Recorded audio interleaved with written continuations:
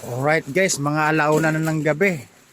Kailangan paspasan yung ginawa namin kasi kailangan talaga maiksi na ang tulog namin ngayon dahil yung plastic namin nagtambak. Oh, halos abot na sa bubungan, wala na kaming dadaanan. Kanina yung mga karton, kita niyo, di ba pag nakita niyo yung mga karton, sagad hanggang bubong, ka-deliver lang namin kanina. Kaya sinamantala na namin yung pagkakataon na para lumuwag lalo, aayusin namin yung ibang plastic, right? Kasi sayang yung oras namin, lagi kaming gahol sa oras. Kaya kita nyo naman, kumain ng konti tapos nagtrabaho uli, pero inimpisahan to ng mga alas 10. Pero guys, ito mga ngalahati, baka hindi pa mga ngalahati ito yung plastic na to, mga plastic mineral, kasi nga parang inaantok na din kami. Pero marami na kaming nagagawa. Ito guys sa labas, oh. Umambon-ambon nga lang. Kasi maulan-ulan pa. Ayan, oh. Ayan, oh, ayan, oh. Ayos na. Yung iba nasa trolley. Tapos ito ngayon, oh, nasa jumbo sacks. Oh, right? Ayan, oh. Ayan guys, oh. Ayan sa trolley, ayan, oh. Diba? Mag-alauna medyo na ng gabi, o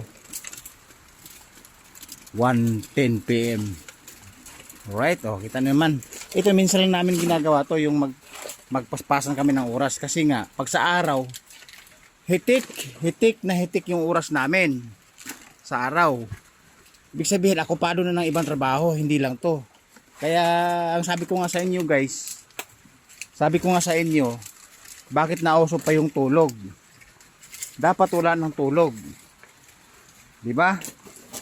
Kung hindi nga lang guys nauso yung tulog, puro kayod na lang, puro trabaho lang ang gagawin kaso nga lang kailangan talaga to na minsan bibigyan ng oras na kahit na hindi ka na matutulog, maayos lang yung plastic. Itatali na daw to guys, kasi puno na. Alright, mukha rin tali.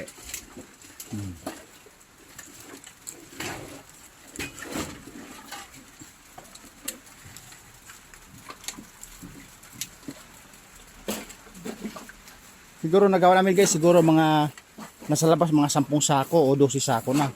Plus ito di 13 sako na, plus yan. O yung jambong sako, ayan, dalawa na yung malalaki na yan.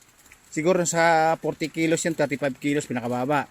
Sabi natin 25 kilos pinakababa pa rin. 3 sako na yan.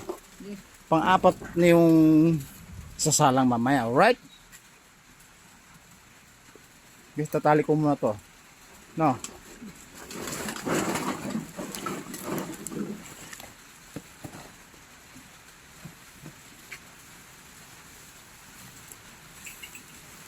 Saan ka ba guys nagtatali na isang one hand lang? One hand sa pagtatali, one hand sa paghawak ng cellphone. Alright. Oh. Parang pungkol, ayun, oh.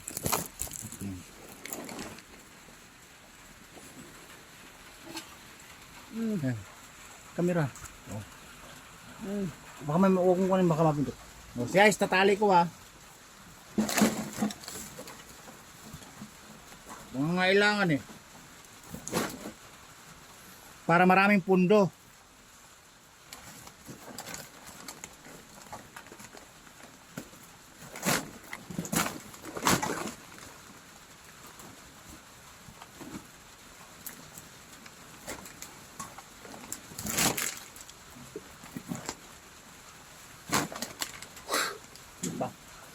Sa pa, maluwag pa.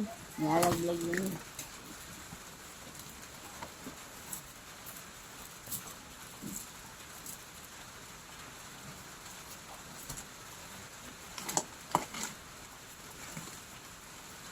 Pag lumog yan, minsan sila mamahawal, lagay sa sako.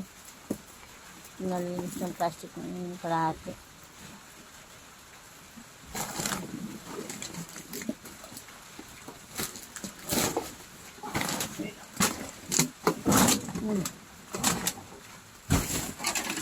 Mamaya ko na ayusin yun. Alright guys, nakita nyo naman. Magwa 1:30 na mahigit. Oh, di ba? Saan ba? Saan ba napupunta yung tulog namin? wala na. Sa talampakan at saka sa puwitan ang napunta yung tulog namin. Kaya minsan talaga binigyan namin binaglaan na namin ng oras.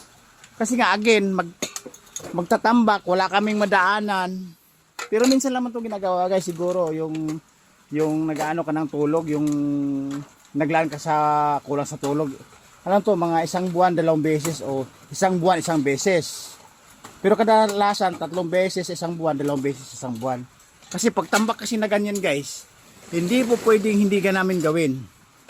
Para nga sa pangangailangan at pondo at pangangailangan sa ayuda araw-araw. Ay hindi, yung ayuda pala pang sa barangay lang pala yun. Sariling pagkikitaan, sariling kayod. Alright? Alright. Sige. Paano, guys? Medyo mahaba na yung tinatahak natin. Wala naman tayo sa bakas sa Check the Place. Pinapakita ko lang yung routine namin tuwing hapon, araw-araw, at routine nitong halos magdamag na nagtatrabaho. Halos magdamag kami nagtatrabaho. O, di ba? Ganun talaga ang masipag, gustong mabuhay, gustong magkaroon ng pondo. Again, hindi mawawalan pag sinabing bibili ka ng masarap na pagkain, pag sinabing Andox Lechon, Mang Inasal, Jollibee, McDo, o di ba? Hindi ka mawalan ng pondo. Left and right, may dudukutin ka kasi may laman yung wallet mo, may laman yung bulsa mo. Alright?